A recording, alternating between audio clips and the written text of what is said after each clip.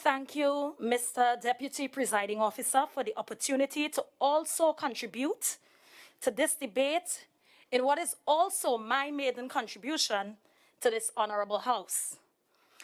I wish to first express my sincerest gratitude to the electoral district of Bethesda, Lekoto, for affording me the opportunity to represent their collective voices and aspirations as their area representative. Mr. Deputy Presiding Officer, as we are all aware, just a little over a year ago, a sexist deadlock of which I was a part disallowed us the esteemed privilege of bringing matters of urgent need and importance to this august chamber. Now here we are, 15 assemblymen and 4 appointed councillors who have sworn or affirmed to bear true faith and allegiance to this country, to uphold the Constitution and the law, and to conscientiously, impartially, and to the best of our knowledge, judgment, and ability, discharge the functions of our offices. Oaths and affirmations we should all take seriously. Mr. Deputy Presiding Officer, the motion as brought by the minority leader is, might I dare say, a valuable one. But, like my colleagues on this side, let me hasten to add my disappointment in the fact that though we have been navigating this pandemic for almost 2 years, your colleagues who sat at the helm during this crucial time did not see fit to treat with this policy as a matter of urgency via the Executive Council, which through Act 40 of 1996 is responsible for carrying out the functions of the Assembly. We did not even have to be bringing a motion in today's House. Every country across the globe, including our Caribbean neighbors, faced the same challenges as Tobago. The minority leader spoke to Barbados' welcome stamp visa. They launched that program in July 2020. Imagine that.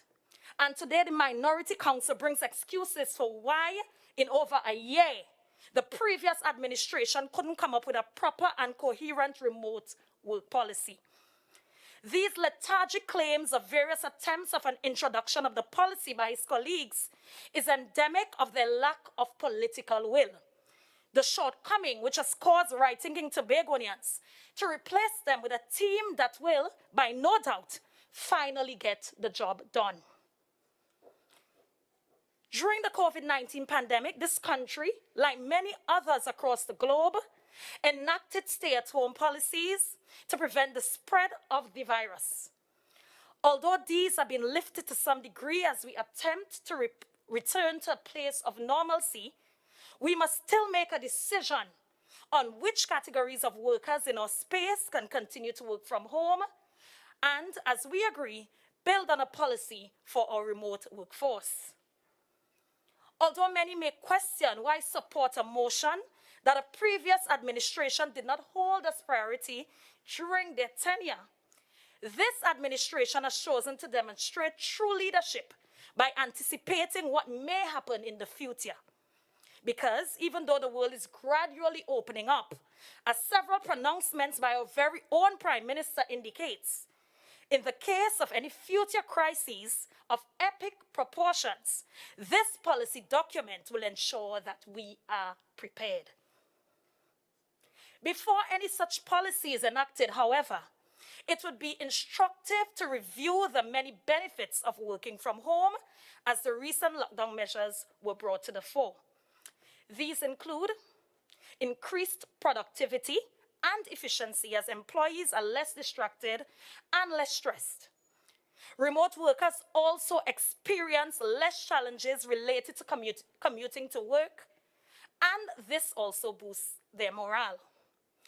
A well-enacted remote workforce policy can also mean less overhead and operating costs to keep businesses' operations running smoothly. There are, of course, downsides to remote working that must be factored into the policy development process. Opportunities for misuse and corruption must be anticipated and planned for with a focus on overall efficiency. Permit me to share with this Honourable House 2 key considerations that must be undertaken to implement an effective policy. Firstly, policy development and implementation must be data and evidence-driven, and honest feedback from administrators, managers, and supervisors within this THA is absolutely vital for the effective rollout of any policy. Sufficient time has passed for there to have been an accumulation of evidence to inform the working policy. What has been the level of productivity among non-essential workers over the past year? How have levels of efficiency increased over that period? These are the questions that must be asked and answered. Secondly, the importance of digitization to modernize efficiencies in the public sector, which would in turn contribute to higher levels of transparency and accountability to citizens who depend on government services. Steen 2019 advises us that accountability is the aspect of administrative responsibility through which officials are held answerable for general notions of democracy and morality, as well as for specific legal mandates. He further explains that transparency means that citizens have an inherent right to know the truth about public issues, and that the government should ensure that this right is met. This therefore means that the corruption, nepotism, cronyism, and fiscal mismanagement of the previous administration will be no more. We therefore welcome this move towards digitization, which would see a decrease in the processing time of wages, gratuity, increments, arrears, and the like. At this juncture, I wish to make it known that this current executive has already been introducing elements of a potential policy, as the Executive Council held for the last month by us has been conducted virtually. It will also therefore become the collective commitment of this administration to provide guidance for implementing improved communication programs, setting clear expectations, and providing explicit guidelines for operations as we develop and implement this remote workforce management policy through the Tobago House of Assembly, Execs Council, and throughout the Tobago House of Assembly at large. Minority Council, it is an excuse been given by both parties that the previous administration would have attempted.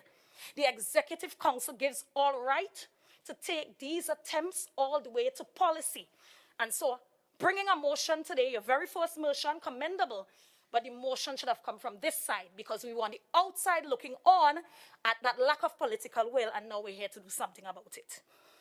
We are therefore going to support only the amended version of this motion, and I thank you for the opportunity to bring our views to this August chamber.